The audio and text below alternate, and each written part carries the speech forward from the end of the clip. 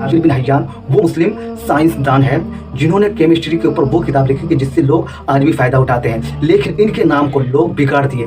लोग जाबिर से इनका नाम गैबर रख दिया। ये यूरोपियन ने जो प्रोपेगेंडा जो फैलाता है, यानी मुसलमान को नीचा दिखाने।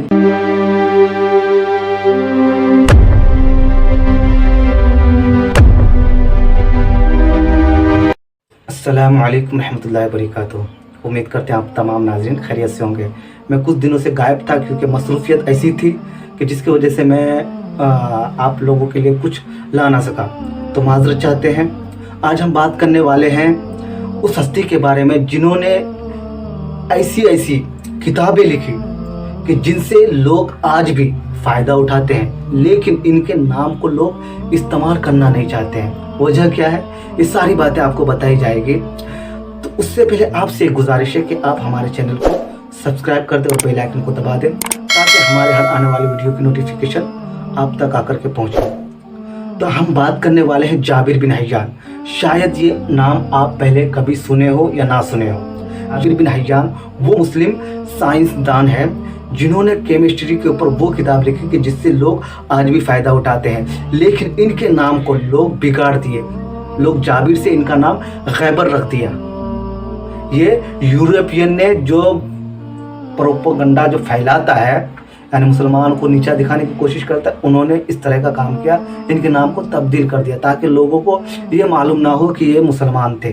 तो इन्होंने केमिस्ट्री के ऊपर किताब लिखी। इनकी कहानी कुछ यूँ शुरू होती है कि इनका जो वालिद गिरामी वो कूफा से थे। वो कूफा से हिजरत करके खुरासान आते हैं। किस वक्त आते हैं, जब बनी उमैया का खिलाफत बनी उमैया का ज़वाल का वक्त था। तो ये हिजरत करके जब आते हैं तो वहाँ पर जाबिर बिन हय्यान का विलादत होता है। विलादत के कुछ ही अरसे बाद जो जाबिर बिन हय्यान थे, इनके वालिद गिरामी का इंतकाल हो जाता है। तो इनका जो परवरिश था, इनकी जो तरबियत थी वो उनके माने की है। जो ज़रूरियात इल्म था वो सारे इल्म वो सीख लेते हैं। सीखने के बाद फिर ये उन माहिरीन से जा मिलते हैं, उन लोगों से जा कर के इल्म सीखते हैं जो और अलग अलग इल्म में माहिर थे। तो इन्होंने रियाजी के ऊपर इल्म सीखा और इल्म हय्यत सीखा और तरह तरह से इन्होंने इल्म हासिल किया, जाबिर बिन हय्यान। तो ये जब इन तमाम इल्म को सीखने के बाद फिर इन्होंने रिसर्च करना शुरू किया। रिसर्च किया किसके ऊपर? केमिस्ट्री के ऊपर।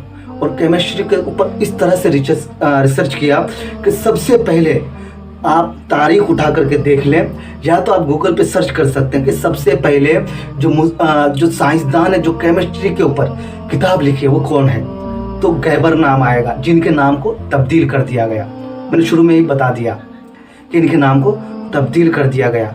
तो इन्होंने जो एसिड है जो आज हम लोग इस्तेमाल करते हैं, एसिड का शुरुआत इन्होंने ही किया था, यानी इसका खोज इन्होंने ही किया था। तो तरह तरह से जो धात है वो जो मिलकर के जो अलग चीज़ बनता है, इन पर रिसर्च इन्होंने ही किया है, जाबिर बिन हय्यान ने किया है। और जाबिर बिन हय्यान ने वो उलूम भी रखते थे जो उस ज़माने में जो यूरोपियन है, यानी अमेरिका, कनाडा वगैरह वगैरह जो देश है जो आज अपने आप को सुपर पावर कहलाता है, तो उनका उस वक्त वजूद भी नहीं था। ये बात किस वक्त की हो रही है? 722 ईस्वी की हो रही है, जब अमेरिका और इन लोगों का वजूद भी नहीं था। तब जाबिर बिन हय्यान ने वो उलूम हासिल किया और उन पर रिसर्च किया जिसको लोगों को जिसके बारे में लोग दूर दूर तक सोच भी नहीं सकता था।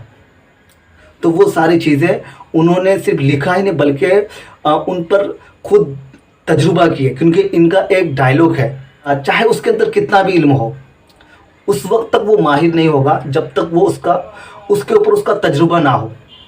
जब तक इंसान के ऊपर तजुर्बा आ जाता है, जब तक उसका उस चीज़ पर तजुर्बा हासिल हो जाता है, तब जाकर के इंसान उस इल्म का माहिर बनता है।